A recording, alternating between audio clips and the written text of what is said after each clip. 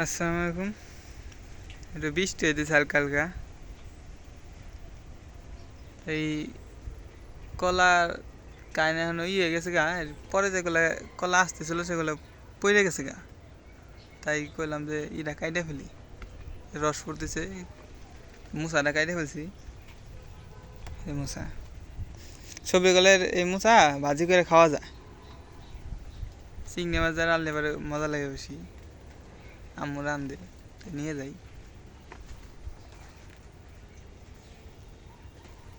আর ওই সাইডে পেঁপেও পাকছে দেখলাম, পেঁপে এটা পাকছে নিয়ে যাই। না আইছি আর হঠাৎ করে বৃষ্টি নামা শুরু হয়ে গেছে। ঘাস হয়েছে অনেক, একজনটা বলছি ঘাস কাইটে নিতে, না নিলে পারে দেখি রোদ উঠলে পারে ঘাস মানে বীজ দিয়ে দেব। তো ঘাস হইলে পারে আসাও ঝামেলা। 2 দিন সাপ দেখে ছাড়ছে এই জায়গা। আমার তো মনে হয় এই জায়গা একদিন ফেলাই ফেলাই না আসলে আমার ভালোই লাগে না। একটু কোনো কাজ না থাকলেও আমি এটা ঘুরে নিতে যাই, নাহলে ভালো লাগে না। মানে ভাবতেছি কাছে যে 2টা করে পোয়া হয়েছে, 2টা করে পোয়া রেখে তুমি বা যাওয়া রইব দেখে দেখা যাক কী হয়। 2টা করে 2টা সুন্দর সুন্দর পোয়া হয়েছে, 2টা করে রেখে দিই। না সে আছি এইটা এলো সবচেয়ে মোটা গাছ হয়েছে সাগর কলার মধ্যেই।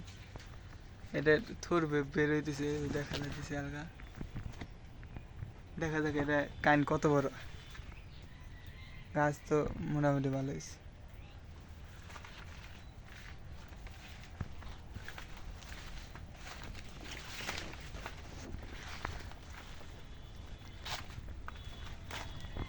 যেটা পেঁপে এটা ছিঁড়ে ফেলি, এই যেটা লাল হয়েছে।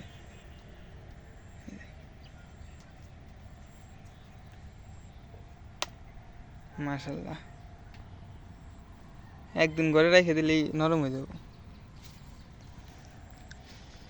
এই জায়গায় তো কালকে একটা দেখছিলাম লাল হয়েছে, এই জায়গাটা লাল দেখছিলাম। এই যে কেউ যেন মানে ছিঁড়ে নিয়ে গেছে, এই যে একটু আগে ছিঁড়ছে। এই যে নতুন কষ কে নিল ছিঁড়ে নিয়ে? কয়েকদিন আগেও পেঁপে ছিঁড়ে নিয়ে গেছে কে জানি।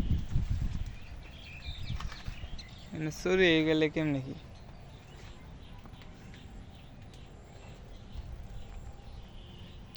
যে আগে মরিচ গাছ লাগানো হয়েছিল, মরিচ গাছের জঙ্গলে এই গেছে, সাফ করে কার্তিক মাসে একবার নতুন করে লাগাই দিন।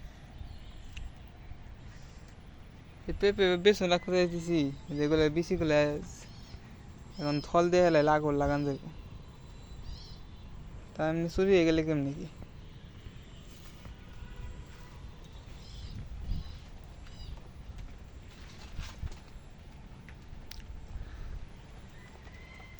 আজকে এ পর্যন্তই। আল্লাহ হাফেজ, ভালো থাকবেন।